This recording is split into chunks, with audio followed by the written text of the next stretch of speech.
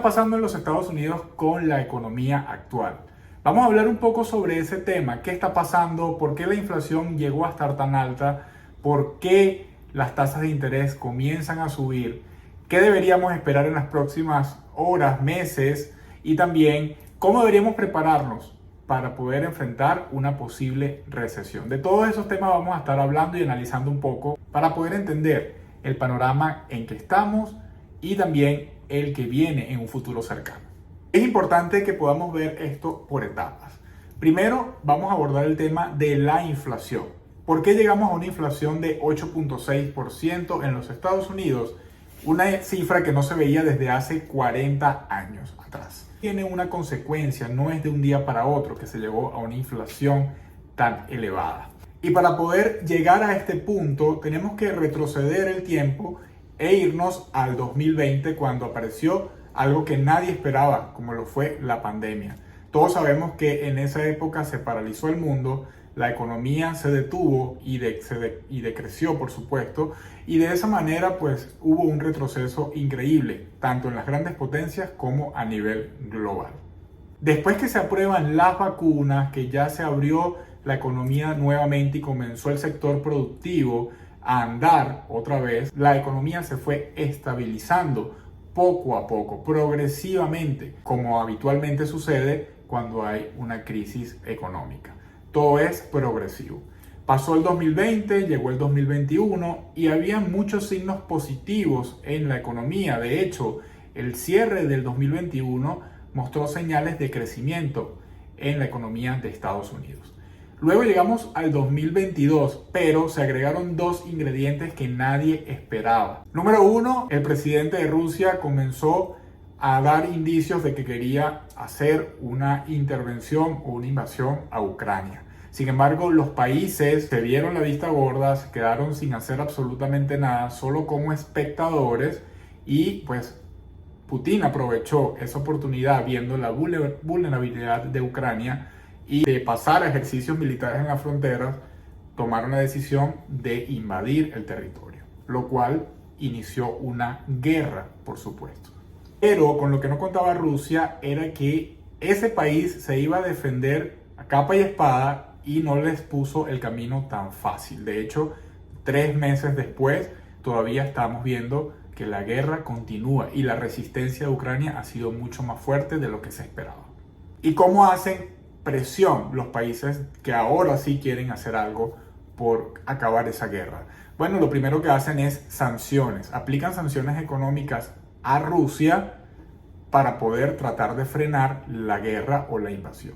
¿Y cómo lo hacen? ¿Por qué las sanciones económicas deberían hacer efecto en este tipo de conflictos? Porque las guerras necesitan mucho dinero para perpetuarse, para poder mantenerse y para lograr el objetivo que realmente quieren. Y al cortar las relaciones económicas, pues se le corta, valga la redundancia, un importante suministro de ingresos, tanto de Producto Interno Bruto como de otras transacciones macroeconómicas gigantescas que hacen que los países tengan suministros y tengan suficiente dinero en sus reservas. Sin embargo, a pesar de los recortes que se hicieron y de las sanciones que se aplicaron a Rusia, no cambió absolutamente nada. El conflicto se mantuvo y eso es lo que viene agravando la situación. Y se agrava porque la Unión Europea depende muchísimo de Rusia en cuanto al suministro energético, tanto de petróleo como de gas. También el sector de alimentos es bastante importante, el comercio que hay entre Europa y Rusia y también Ucrania. Obviamente, cuando comienza este conflicto y se cortan los suministros y se aplican las sanciones, todo lo que tiene que ver con el mercado petrolero va a pasar a un mercado de incertidumbre y por eso los precios del crudo se han disparado, lo cual afecta no solo a Europa, sino también a Estados Unidos y al resto de los países que dependen o que utilizan el petróleo como fuente energética. Por ende, al subir el petróleo, sus derivados, como la gasolina, por ejemplo, se dispara el precio. Y por eso estamos viendo actualmente en Estados Unidos precios exuberantes o altos en el costo de la gasolina. ¿Y qué trae como consecuencia que aumente el precio de la gasolina? todo lo que tenga que ver con transporte y cadenas de suministro, obviamente se van a ver afectados por el alza de la gasolina. Entonces, al haber aumento de precios en la principal fuente de combustible de un país, toda la cadena de suministros que necesita transporte, sea marítimo, aéreo o terrestre, va a ver afectados sus precios. Tanto los productores o los fabricantes de bienes, productos y servicios, como los que realmente van a vender el producto final en las tiendas al mayor o en las tiendas minoristas, donde usted va a comprar, a hacer su mercado o a comprar utensilios de primera necesidad para su hogar o para su familia. Eso es lo que ha traído una inflación alta. Y obviamente, al tener 8.6% de inflación, los bancos centrales se ven obligados a tomar decisiones estrictas, decisiones agresivas para poder controlar el precio y bajar la inflación. La primera medida que se toma es aumentar las tasas de interés, y ese es el segundo punto del cual vamos a hablar. Lo que se busca con aumentar las tasas de interés es reducir el consumo. Esto se trata de teoría de mercado, oferta y demanda. Cuando tenemos una oferta muy baja y una demanda alta, obviamente los precios se disparan. Actualmente, a pesar de que los precios han subido, etcétera, etcétera, etcétera, la Reserva Federal de los Estados Unidos está tratando de frenar el consumo de las familias, de las personas y de las empresas. Por ese motivo, agresivamente han subido 1.5% las tasas de interés de forma progresiva y paulatina, y se espera que hasta final de año vayan a haber más aumentos, llegando a un 3.4%. Es lo que estima la Reserva Federal. Es decir, que todavía van a continuar subiendo las tasas de interés por los próximos meses. ¿En qué se traduce eso para el ciudadano común? Bueno, si usted está teniendo el mismo salario o el mismo sueldo y las cosas están extremadamente caras, tanto la gasolina, rentas, comida y todo lo que tiene que ver con los sectores esenciales, entonces, al subir las tasas de interés, lo que se busca es que se reduzca ese consumo. Si usted estaba pensando en pedir un préstamo o usar una tarjeta de crédito para pagar sus compromisos o para adquirir nuevos bienes y servicios, lo va a pensar dos veces de ahora en adelante. ¿Por qué? Porque ese préstamo que va a solicitar, sea una entidad bancaria o sea cualquier entidad financiera, o usar una tarjeta de crédito, le va a salir muchísimo más caro ahora que si lo hubiese utilizado antes. De esa manera se empieza a frenar un poco el consumo, y al haber menos demanda, por supuesto, el precio debería comenzar a bajar. El problema viene en que la subida de la tasa de interés no solo afecta al ciudadano común, sino que también afecta al sector productivo de un país. En este caso, cuando hablamos de empresas macros, empresas grandes, se apalancan en sistemas de financiamiento, es decir, adquieren deudas para poder mantener o costear la operación de su actividad o de su empresa. Para eso les va a servir comprar materias primas, pagar empleados, aumentar volúmenes de producción, etcétera, etcétera, etcétera. Entonces, cuando los intereses suben, este endeudamiento obviamente les va a salir más caro también a las empresas, y por eso comienzan a tomar medidas restrictivas para poder soportar ese aumento o no endeudarse tanto y no les salga tan costoso. Y de esa manera comienzan a haber reducción en los volúmenes de producción, y como consecuencia también reducción de nómina, y mandan a la gente a su casa, porque definitivamente si van a producir menos no pueden tener tanto personal. Y eso hace, cuando todos los sectores económicos comienzan a verse afectados por este mismo tema, entonces el país comienza a tener un decrecimiento en su economía. Claro, imagínense todas las compañías tomando las mismas decisiones, recortando de volúmenes de producción, mandando a la gente a su casa.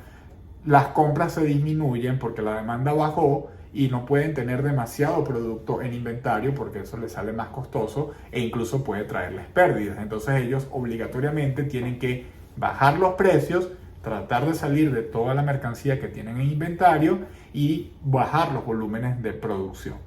Y eso ralentiza la economía. Por eso es una consecuencia negativa a pesar de que hay que tomar la medida de subir las tasas de intereses, tienen que saber que eso va a afectar al país sí o sí. Es decir, el decrecimiento en la economía viene, porque es la única manera en que se pueda regularizar la demanda versus la oferta. Ahora, hay otro ingrediente que tampoco el mundo se estaba esperando, y es los nuevos confinamientos y el bloqueo que ha tenido China después del nuevo brote del coronavirus. Cuando ya se pensaba que la pandemia se había acabado o que ya se había superado, China vuelve a tener brotes del virus y cierran los puertos principales, afectando la cadena de suministros global, incluyendo Estados Unidos, por supuesto. Eso también agudiza la situación. Al afectarse la cadena de suministros, los precios también se van a incrementar porque comienza a haber escasez. Otro factor importante a tomar en cuenta es la inversión de la curva de la tasa de rendimientos de los bonos del Estado. Y esto significa que los inversionistas no están teniendo tanta seguridad en invertir su dinero en bonos a largo plazo. Es decir, cuando tenemos bonos a 10 años debería darnos un rendimiento mucho mayor porque vamos a tener el dinero retenido más tiempo. Y viceversa, los bonos de corta duración, como ejemplo 2 años, deberían darnos mucho menor rendimiento. Sin embargo, ante la incertidumbre, los inversionistas tienen miedo de colocar su dinero a largo plazo. Por eso los bonos o los intereses de ese rendimiento a largo plazo bajan y se invierte la curva. Es decir, las grandes inversiones se van a hacer en bonos de corta duración. Y eso es un tema importante para analizar porque cuando se han dado otras recesiones en Estados Unidos, ha sido precedido por la inversión de la curva de la tasa de rendimiento de los bonos. Esto sucedió en marzo de este año. Estamos tocando ya la inversión de esa curva este año. Entonces es un factor importante que hay que tener en cuenta y vigilar a la hora de plantearse o analizar la dirección que puede tomar la economía en los próximos meses o en el próximo año. Son todos factores que se van conjugando para que podamos decir si efectivamente vamos en vías a una recesión. Todavía no ha salido el reporte de crecimiento del segundo trimestre del año, así que tenemos que esperar un poco más para ver qué ha pasado con ese resultado. Teóricamente, al haber 2 periodos o 2 trimestres seguidos en decrecimiento, ya podemos decir que estaríamos en una recesión. Repito, teóricamente. También estamos teniendo incertidumbre en el mercado bursátil. Las últimas semanas han sido un total caos. Subidas repentinas, caídas estrepitosas. Las criptos también están sintiendo esta incertidumbre con mucha volatilidad. Así que todo está ahí puesto en la mesa en una economía inestable, en una economía de la palabra clave incertidumbre. ¿Qué vamos a esperar en los próximos meses? Vamos a esperar si hace efecto el tema de la subida de las tasas de interés, vamos a esperar reducción en los precios, esto siempre y cuando el precio de la gasolina vuelva a bajar, y ese es el punto difícil aquí porque no depende netamente de Estados Unidos, sino del mercado global del petróleo o el mercado global energético. Entonces habría que esperar qué sucede o qué termina de suceder por allá en el viejo continente con el tema de la guerra, y también esperar que China vuelva a reabrir las operaciones al 100% para restablecer la cadena de suministros que normalmente se conoce. Y para finalizar, quiero comentarles algunos puntos que debes hacer desde tu casa, desde tu ingreso, desde tu familia, para que puedan protegerse y sobre todo estar preparados ante una posible recesión de la economía en los Estados Unidos. Y algunas recomendaciones son: primero, mantente informada o informado de las noticias que acontecen en tu país y a nivel global respecto a la economía. Número 2, busca opciones de trabajo adicionales. Investiga cómo está tu sector económico, la empresa para la cual trabajas. Se puede afectar a corto plazo con estos temas que estamos viendo.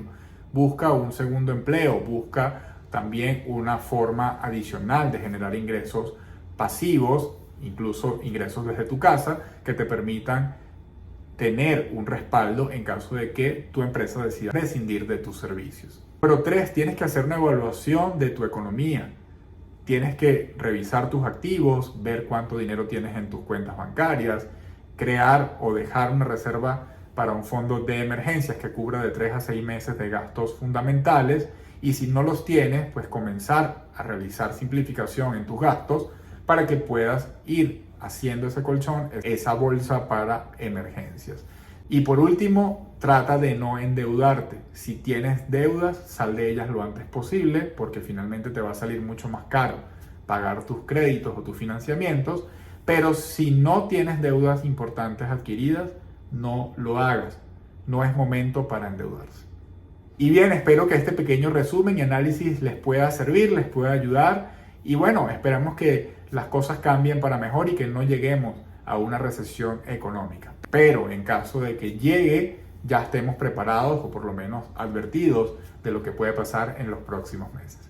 Gracias por escuchar este contenido. Si te gustó, compártelo a familia y amigos que les pueda interesar para que ayudemos a otros a protegernos en esta situación. Y nos vemos pronto en una próxima entrega.